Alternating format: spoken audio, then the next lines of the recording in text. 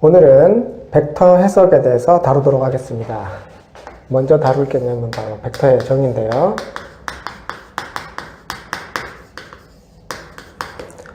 벡터는 방향과 크기를 갖는 크기 성분을 갖는 이런 양을 벡터라고 합니다. 벡터에 대응되는 상응하는 개념으로는 스칼라가 있는데요. 스칼라는 크기 요소만을 갖는, 크기 성분만을 갖는 물리량을 스칼라라고 이야기하고, 방향 성분과 크기 성분을 모두 갖는 물리량을 벡터라고 이야기합니다. 평면상에서 방향을 표시하기 위해서 이렇게 시작점과 끝점을 표시해서 방향과 크기를 표시하는데, 평면상에서는 이렇죠. 그래서 벡터를 표시하기 위해서는 기본적으로 두 가지의 정보가 필요합니다. 시작점의 위치와 끝점의 위치, 시점의 위치와 종점의 위치가 필요하죠.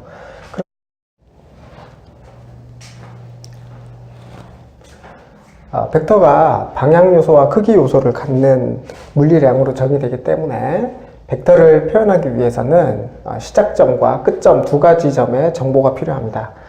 그래서 A점에서 B점 방향으로 이 벡터다 그러면 A, B 벡터 이렇게 표현한다는 거죠.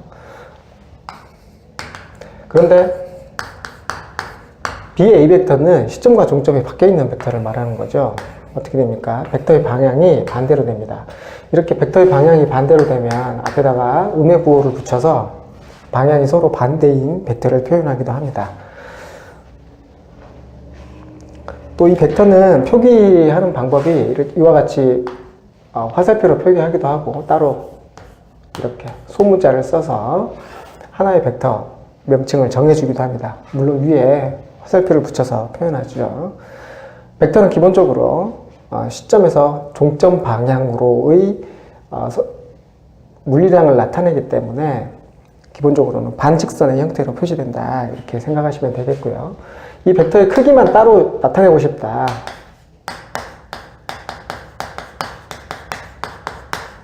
그러면 절대값 기호를 써서 표시해주면 됩니다.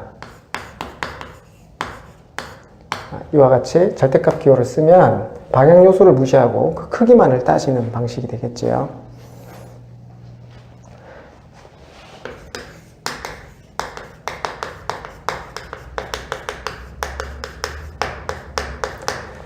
벡터는 기본적으로 방향 성분과 크기 성분 두 가지로 구성되어 있기 때문에 두 벡터가 서로 같다라고 이야기하는 것은 방향 요소도 같고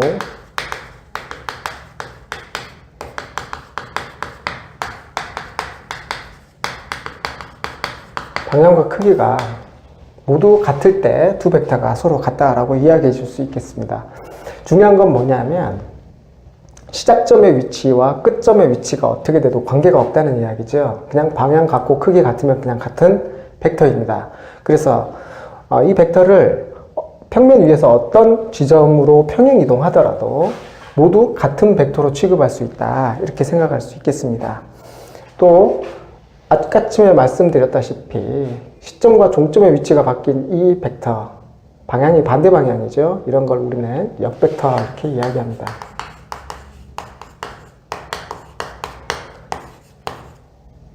이렇게 A 벡터에 음의 부호를 붙여서 이렇게 표시해 준다는 이야기죠. 자, 그 다음은 벡터의 연산에 대해서 좀 확인을 해 볼 텐데요.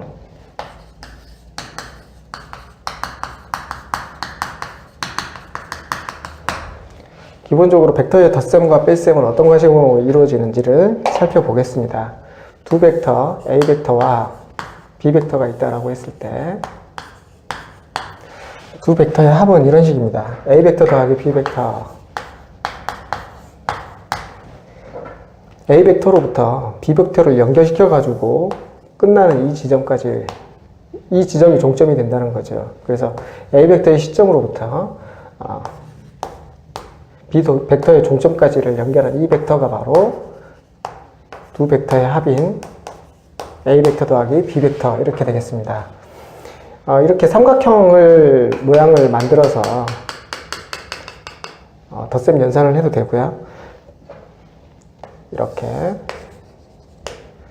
A 벡터와 B 벡터 모양으로 하는 두 변을 갖는 평행사변형을 그려가지고 평행사변형의 대각선을 통해서 합을 표시하는 방법도 있습니다. 그러면 뺄셈 연산은 어떻게 될까요? 이렇게 생각해 보면 A 벡터는 C 벡터 빼기 B 벡터 이렇게 나타낼 수 있겠죠. 넘겨서 덧셈 연산을 하면 이렇게 계산이 됩니다. 그러면 어떻게 되나요? A 벡터라는 것은 C 벡터로부터 B 벡터를 빼서 만들었다는 거죠. C 벡터 빼기 B 벡터, 바로 이 녀석이 바로 A 벡터가 된다는 얘기죠. 이런 식의 개념으로 접근만 하면 됩니다. 그런데 그러면 A 벡터 빼기 B 벡터는 어떻게 되나요? 이렇게 된다는 거죠.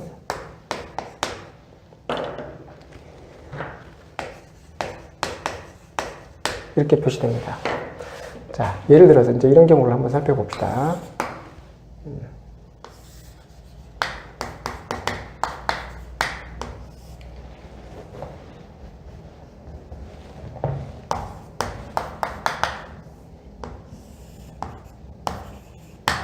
OA 벡터가 있고 OB 벡터가 있다 이렇게 생각해 보자는 거죠. 이때 OA 벡터하고 OB 벡터를 더하면 어떤 식이 될까요? 이런 식이 됩니다. 이렇게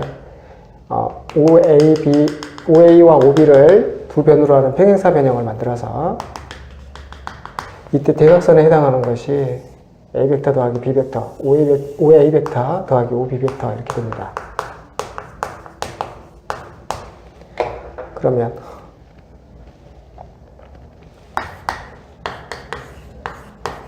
이렇게 되고요. 그러면 OA 벡터 빼기 OB 벡터는 어떻게 되나요? 이렇게 됩니다. BA 벡터가 된다는 이야기죠. 이 녀석은 종점의 종점과 시점의 종점, 이게 시점이 되고 이게 종점이 되는 이런 벡터 모양이 됩니다. BA 벡터가 된다는 이야기죠. 그래서 화살표 머리 쪽이 앞에 오는 녀석이 됩니다. 이렇게 벡터 연산의 뺄셈을 살펴봤습니다.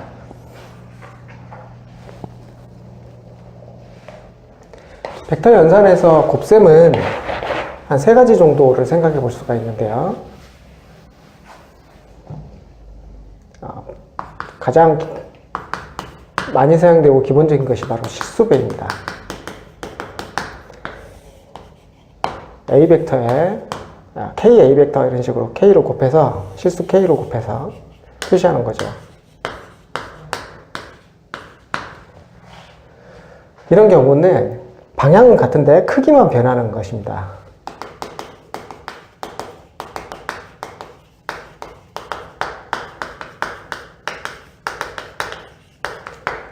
크기만 변한다는 거죠. 그렇기 때문에 A 벡터와 KA 벡터는 항상 평행할 수밖에 없습니다. 벡터에다가 실수배를 했을 때는 K배만큼 크기만 변하고 방향 요소는 그대로가 된다. 이렇게 기억하면 되겠죠. 내적은 센터 도트 점으로 표시하는데요.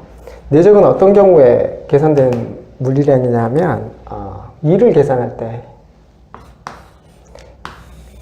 쓰는 물리량입니다.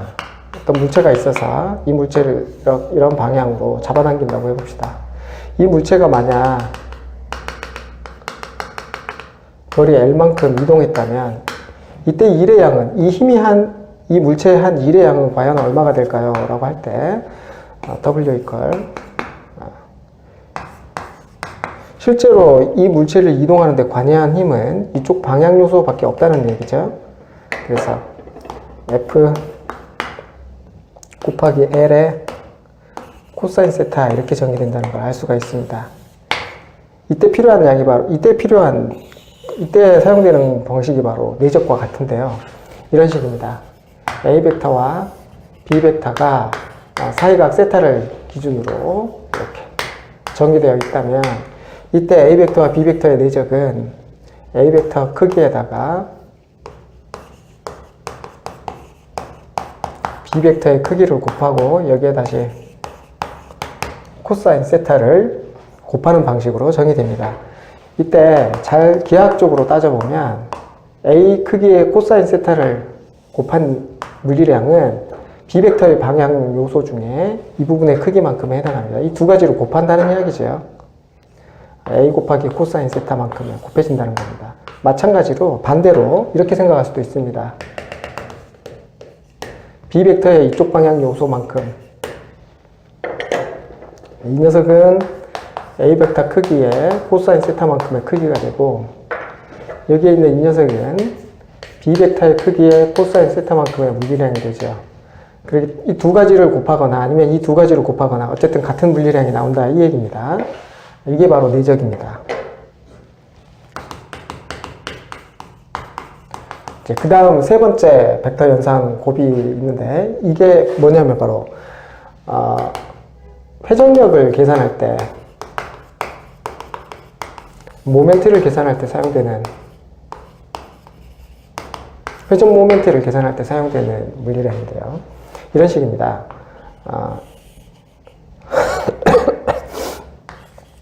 이 크기의 레버를 이쪽 방향으로 B만큼의 힘으로 돌릴 때 수직인 상태죠. 이때 이 회전하려는 힘의 크기를 A의 크기와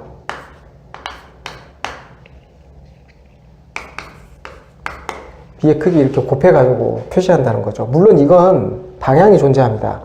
반시계 방향으로 돌아갈 때를 양의 방향, 시계 방향으로 돌아갈 때는 음의 방향으로 정의합니다. 그래서 이 내적 물리량은 결과적으로 연산 결과가 실수가 나오지만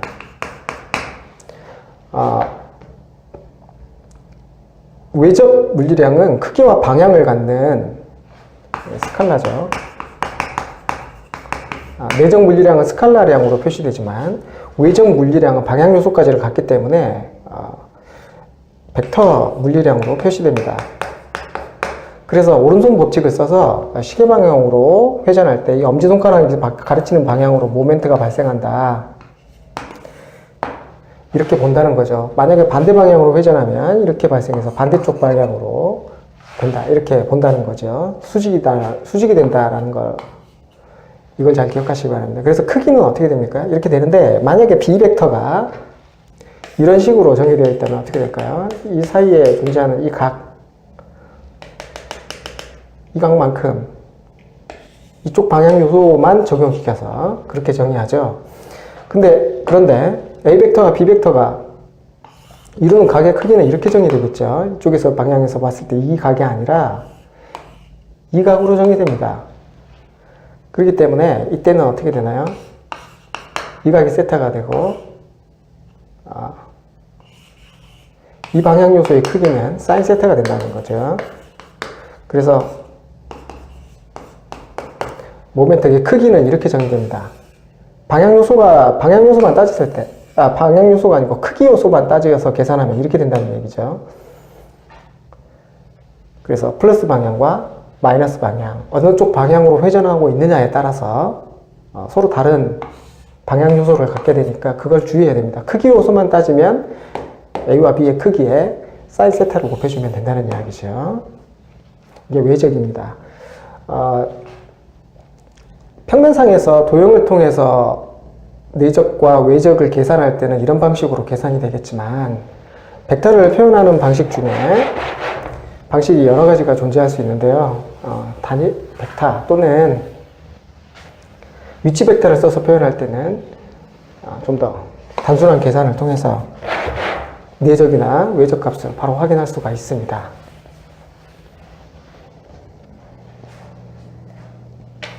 자, 다음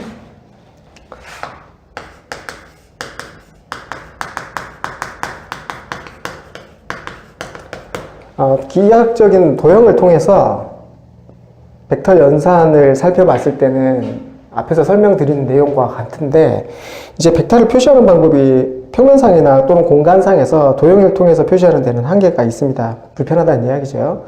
그래서 이걸 다른 방식으로 표시하게 되는데, 그 부분에 대해서 다루도록 하겠습니다. 먼저 단위 벡터와 기본 벡터에 대한 얘기가 나오는데요.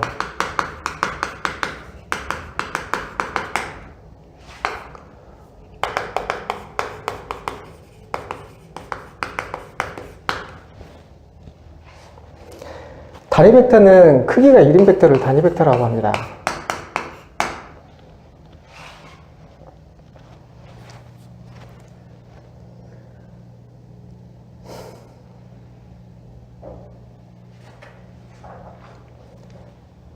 기본적으로 알기 쉽게 얘기하면 평면상에서 X 방향 요소이면서 크기가 1인 벡터하고 Y 방향 요소이면서 크기가 1인 벡터, 이걸 I 벡터, 이걸 J 벡터라고 해봅시다. 그러면 평면 위의 모든 점들은 이 I 벡터와 J 벡터를 통해서 표시할 수가 있습니다. 평면 위에 있는 모든 점들은 사실은 서로 다른 두 벡터를 이용해서 모두 표현할 수 있습니다. 그 벡터가 어떤 식의 벡터라고 하더라도 평면 위에 있는 모든 점들은, 모든 벡터는 사실 서로 다른 두 벡터를 가지고 모두 표현할 수 있습니다. 만약에 공간상이라고 하면 서로 다른 세 개의 벡터를 가지고 모두 표현할 수가 있습니다. 그런데 서로 다른 아무런 벡터를 갖다 놓고 계산을 한다면 훨씬 복잡해지겠죠. 그래서 축방향 요소를 골라 가지고 이렇게 단위 벡터를 만들어 놓으면 좌표 평면 위에 있는 어떤 벡터를 표시하건 간에 우리에게 익숙한 방식으로 표시할 수가 있다는 이야기죠. 이런 식입니다. xi 벡터 더하기 yj 벡터, 이런 식으로 표시하는 거죠. 이런 식으로 표시하자는 거죠. 그러면 i 벡터의 x배, j 벡터의 y배 해서 만들어진 물리량으로 하나의 벡터를 표시할 수 있게 됩니다. 이때 이 i 벡터와 j 벡터에 해당하는 것들이 바로 단위 벡터가 되겠죠. 축방향 요소이긴 하지만 크기가 1인 벡터입니다. 축방향 요소가 아니라 하더라도 크기가 1인 벡터를 우리는 단위 벡터라고 한다는 점 기억해 주시기 바랍니다.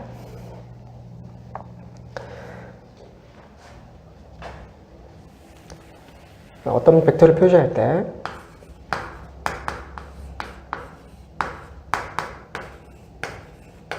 이렇게 단위 벡터를 표시할 수 있겠다.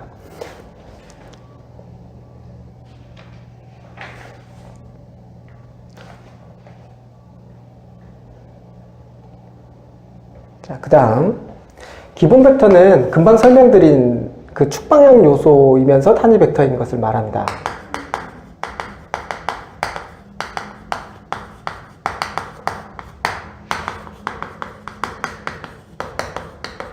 그런 녀석들을 기본 벡터라고 한다는 이야기죠. 이렇게 I 벡터나 J 벡터 이런 식으로 말이죠. 단위 벡터는 기본적으로 그냥 크기가 1이기만 하면 단위 벡터로 사용할 수가 있습니다.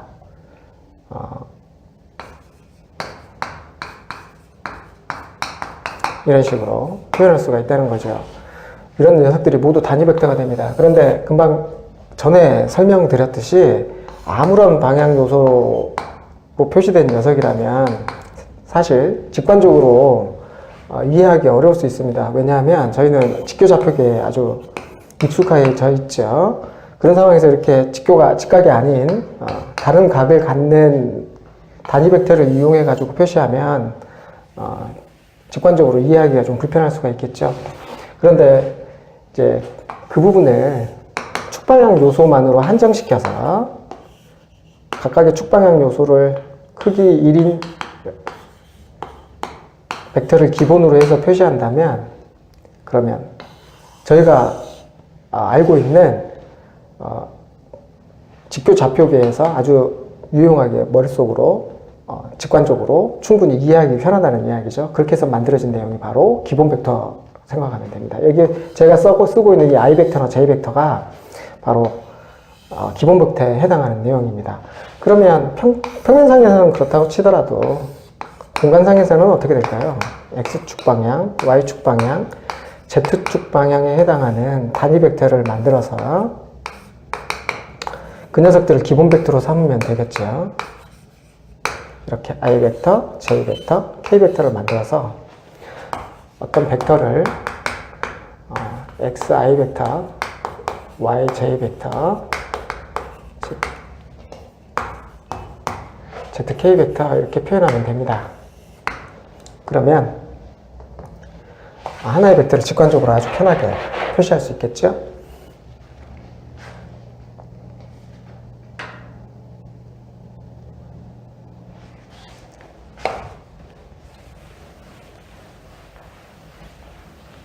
단위 벡터와 기본 벡터 방향식으로 표시하는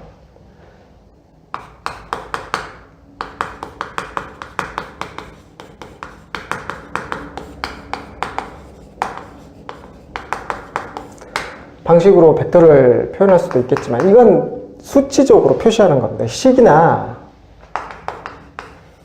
수로 표현하는 방식인 거죠. 앞에서 설명드렸던 벡터에 대한 설명은 기하학적으로 표시하는 방식입니다. 평면상에서 그림을 그려서 도형으로서 표시할 수 있도록 그렇게 만들어진 방식이고 벡터의 연산도 그걸 기준으로 표현되어 있습니다. 그런데 지금 말씀드리는 부분은 바로 뭐냐면 식이나 수로 표시하기 위한 방식입니다. 단위 벡터나 기본 벡터도 사실은 그걸 위해서 만들어진 개념이라고 보시면 되겠죠. 그런데 이 방법 말고도 벡터를 표시하는 방법은 있습니다. 벡터의 정의가 애초에 시작점과 종점으로 표시된다 이렇게 말씀드렸죠.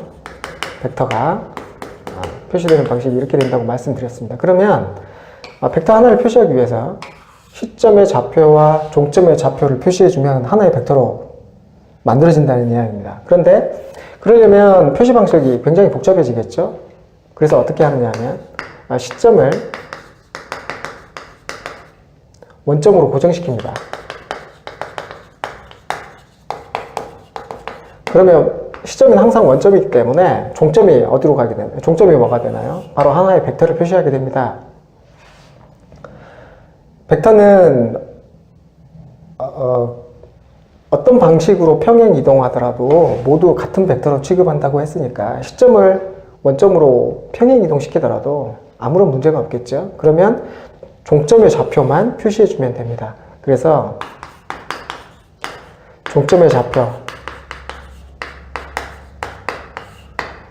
좌표를 적는 방식으로 표시하는 이런 방식을 우리는 위치 벡터라고 이야기합니다.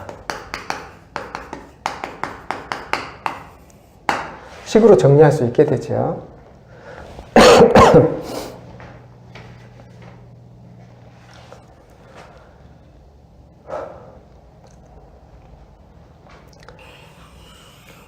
이렇게 표시된 내용을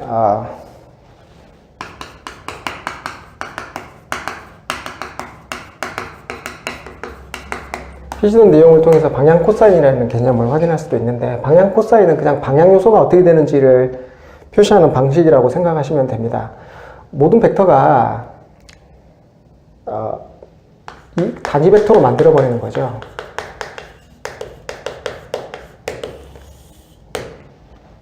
그러면 어떻게 돼야 됩니까? 크기를 1로 고정시켜야 되는데 이 고정시키는 방법은 간단합니다. A 벡터가 있다. 그러면 이걸 단위 벡터로 만들고 싶다. 그러면 크기를 1로 만들면 되는데 크기를 1로 만드는 방법은 뭡니까? 그냥 A의 크기만큼으로 A 벡터를 나누어 주면 됩니다. 이때 표시되는 각각의 요소를 방향 코사인 이렇게 표시한다.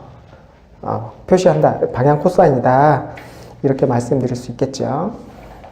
예를 들어서 A 벡터가 x1, y1 이렇게 위치 벡터 형태로 표시한다면 이렇게 표시된다면 A 벡터의 크기는 x1의 제곱 더하기 y1의 제곱에 루트를 붙인 것과 같습니다. 그러니 이 벡터의 방향 코사인을 구해봐라. 그러면 크기로 나눠주면 된다고 했죠. 그죠? x1의 제곱, y1의 제곱분의 x1,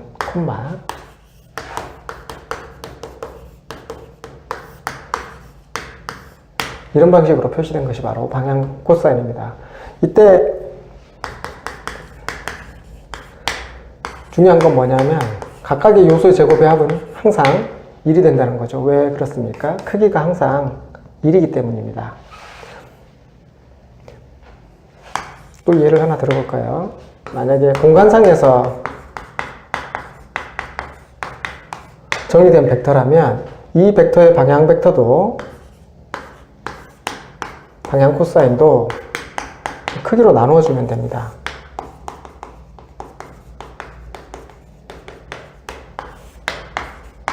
이렇게 된다는 이야기죠.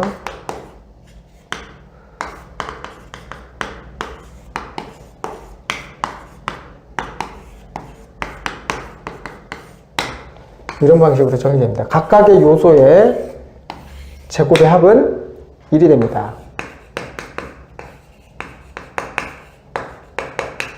크기가 1이기 때문이죠.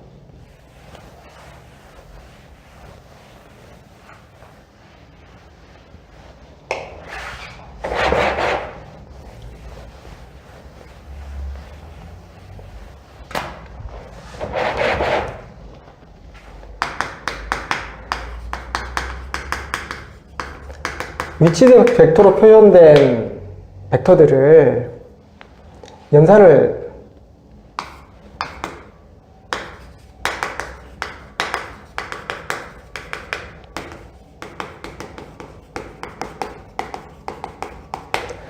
좀 해보자면 이런 식입니다. A 벡터가 B 벡터가 이렇게 재있을 때 두 벡터의 합은 각각의 요소끼리 더해주면 됩니다. 구성 성분끼리 더해주면 되죠. 또 뺄셈은 어떻게 되나요? 그냥 빼주면 됩니다.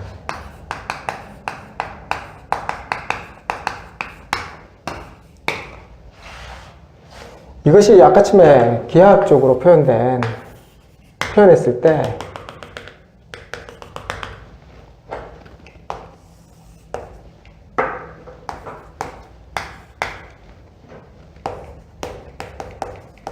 이렇게 된다는 거죠. 여기에 들어가는 이 삼각형을 생각해 보면 이 부분이 합동입니다. 이 부분만큼 이렇게 B벡터에 더해진다는 거죠. 또 뺄셈은 어떻게 되나요? 이렇게 됩니다.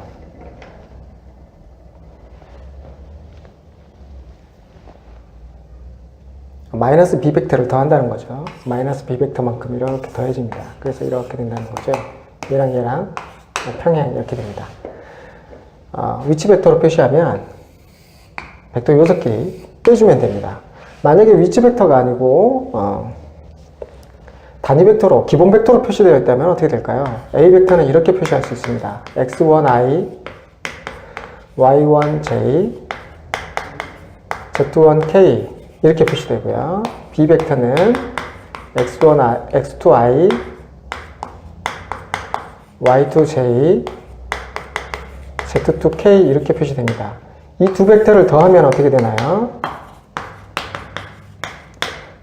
같은 구성 방향끼리 같이 더해주면 됩니다. 동요한 계산하듯이 계산하면 되죠. x1 더하기 x2에 i, y1 더하기 y2에 j, z1 더하기 z2에 k 이렇게 표시해주면 됩니다. 만약에 뺄셈인 경우는 어떻게 되나요? 그냥 빼주면 되죠. 도형에서 표시되는 방식보다 덜 혼동스럽죠? 훨씬 간단합니다. 식으로 표시하는 것이 생각보다 훨씬 간단하죠? 자, 그러면 덧셈 뺄셈이 아니라 실수배인 경우는 어떻게 되나요? 곱셈으로 갔을 때 실수배는 어떻게 되나요? 자, K, A 벡터 그러면 각각의 요소에 K를 곱해주면 됩니다. 간단하죠. 내적은 어떻게 됩니까? 자, A 벡터와 B 벡터의 내적을 구해봅시다. 그러면 각각의 구성 요소끼리 곱한 다음에 다 더해주면 됩니다. x1, x2, y1, y2, z1, z2 이렇게 되죠. 이렇게 해서 계산되는 부분 중에 벡터 요소가 하나도 없죠. 예, 스칼라양으로 계산되어 나온다는 겁니다. 계산 결과는 스칼라양입니다. 외적은 어떻게 되나요? 외적은 좀 더 복잡합니다. 자, 아까쯤에도 말씀드렸듯이 외적은 모멘트를 계산하는 방식인데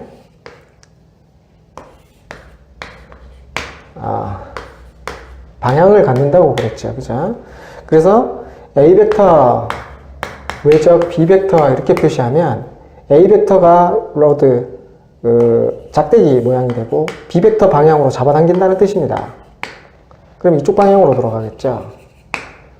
만약에 B 벡터 곱하기 외적 A 벡터 이렇게 된다면 어떻게 됩니까? B 벡터를 기준으로 A 벡터 방향으로 잡아당기게 됩니다. 보시면 아시겠지만 이건 이쪽 방향으로 돌아가겠죠. 이렇게 돌아갑니다. 서로 방향이 정확하게 반대죠. 그래서 외적에서는 내적 연산은 결국 방향 요소가 필요 없는 스칼라량으로만 계산이 나오기 때문에 교환법칙이 성립합니다. 그런데 외적에서는 정확하게 부호가 반대가 된다는 걸 확인할 수 있죠. 교환법칙 성립하지 않겠죠. 또 이렇게 계산되는 내용이 그러면 어떻게 위치 벡터로 표현된 내용으로는 계산이 될까요? 좀 많이 복잡합니다. 이건 이렇습니다.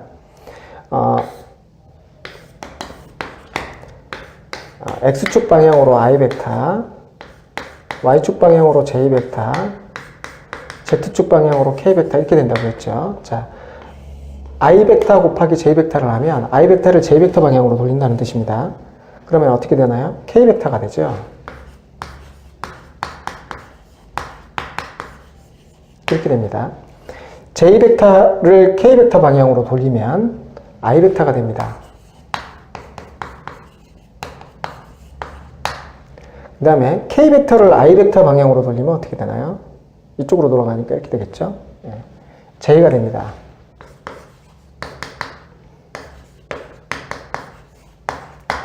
J 벡터 곱하기 I 벡터는 어떻게 되나요? 마이너스 K가 되겠죠? 부호가 정확하게 반대로 된다고 얘기했습니다. K 벡터와 J 벡터의 외적은 마이너스 I 벡터 이렇게 되고 J 벡터와 I 벡터와 K 벡터의 외적은 마이너스 J 벡터 이렇게 됩니다. 이렇게 된다는 내용을 기반으로 해가지고 이렇게 계산을 해야 되죠. X1I Y1J Z1K 하고 X2I Y2J Z2K 이 녀석을 곱하는데 중요한 건 교환법칙 성립 안 한다고 했죠. 여기서 전개를 시키는데 그냥 다항식 연산할 때처럼 그냥 순서대로 전개를 하면 되는데 이때 전개시킬 때 앞에 있는 녀석은 앞에, 뒤에 있는 녀석은 뒤에 나와야 됩니다. 자, x1, x2, I 벡터, I 벡터 이렇게 되죠. 그 다음에 x1, y2, I 벡터, J 벡터 이렇게 되죠. 그 다음에 x1, I 벡터, K 벡터 이렇게 되죠. 그 다음 y1, x2, J 벡터, I 벡터 이렇게 되고요. y1, y2, J 벡터, J 벡터, 그 다음에 y1, z2,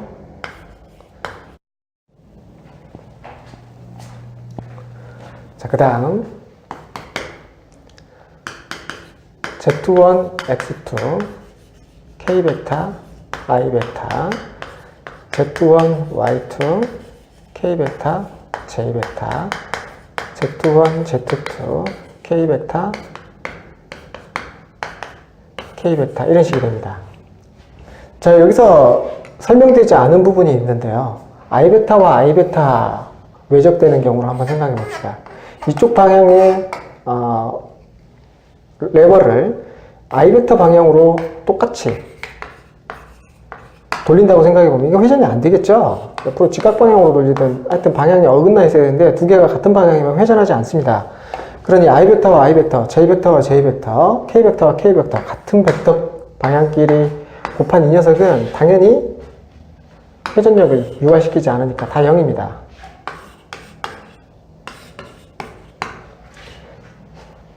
그래서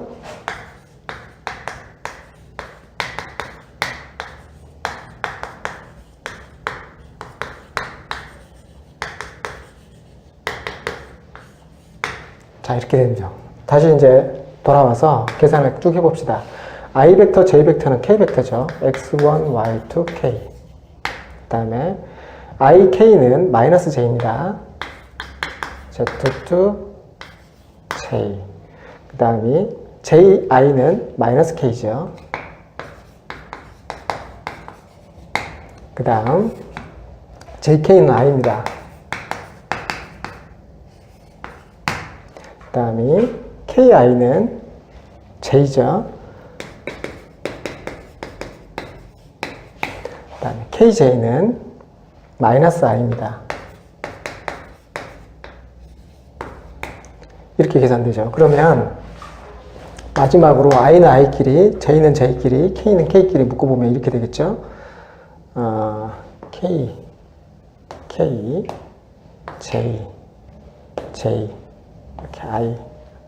그래서 Y1, Z2 빼기 Z1, Y2의 I. 그 다음에 J는 Z1, X2 마이너스 X1, Z2의 J 이렇게 되고요. 그 다음에 K는 X1, Y2 빼기 Y1, X2, K 이렇게 계산됩니다. 계산 과정이 훨씬 복잡하죠. 이렇게 해서 나온 이 연산 결과는 당연하게도 A 벡터에도 그리고 B 벡터에도 동시에 수직이 됩니다. A 벡터에 수직이면서 동시에 B 벡터에도 수직이죠. 이 방향은 A 벡터, B 벡터가 있을 때 A 벡터 외접, B 벡터라고 이야기하면 이쪽 방향으로 이렇게 회전되죠. 그래서 저 안쪽으로 이렇게 표시됩니다. 수직이고 이렇게 수직이고 이렇게 되겠다는 이야기죠. 마이너스 부호를 갖는 그런 요소가 그런 방향이 됩니다. 벡터가 됩니다. 자,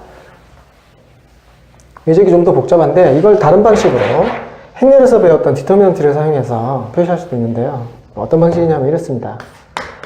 I, J, K 그리고 첫 번째 행에 X1, Y1, Z1 그 다음에 두 번째 행에 X2, Y2, Z2 이게 기본 벡터가 들어가고요.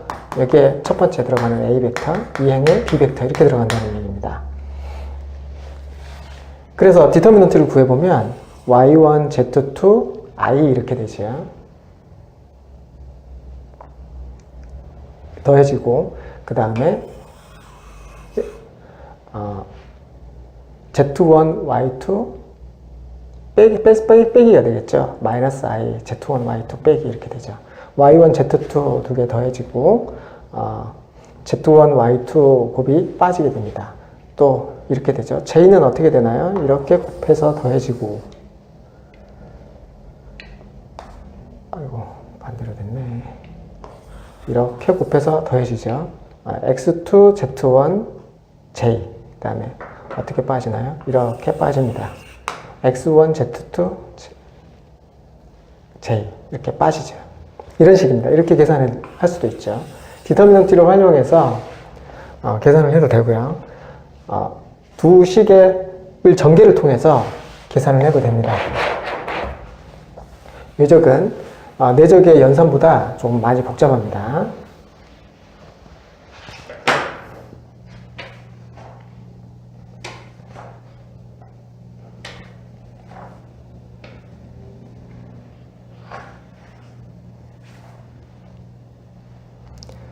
교재에 변이 벡터에 관한 내역이 나오고 있는데요.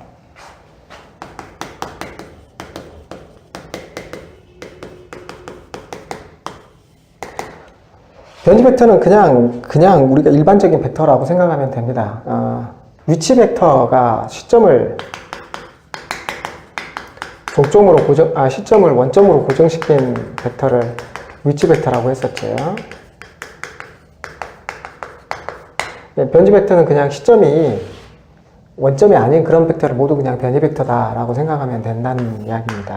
자, 이렇게 A 벡터가 있고 B 벡터가 있고 이게 원점이라고 해봅시다. 그러면 A 벡터 빼기 B 벡터는 이렇게 표시되겠죠. 바로 이런 녀석들이 변이 벡터가 된다는 이야기입니다. O에 A에 B 이렇게 돼 있을 때 B의 A 벡터 이런 벡터를 변이 벡터라고 한다는 얘기죠. 변이 벡터도 표현될 때는 그냥 위치 벡터 형식으로 표현되겠죠. 여기 A점의 좌표 x1, y1, B점의 좌표 x2, y2 이렇게 되어 있는 변이 벡터를 구할 때 BA 벡터는 그러면 어떻게 구하게 되나요? BA 벡터를 위치 벡터 형태로 표시하면 어떻게 되나요? BA 벡터는 5A 벡터 빼기 5B 벡터 이렇게 되죠. 그래서 x1, y1, x2, y2 이렇게 빼주면 됩니다. 그래서 x1 빼기 x2, y1 빼기 y2 이렇게 표시된다는 얘기입니다. 이것도 결국에는 뭡니까? 위치 벡터로 표시되는 거죠. 변이 벡터로 되어 있는 내용을 기하학적인 특징 또 벡터 연산의 특징을 이용해서 성질을 이용해서 이렇게 계산해낼 수 있습니다.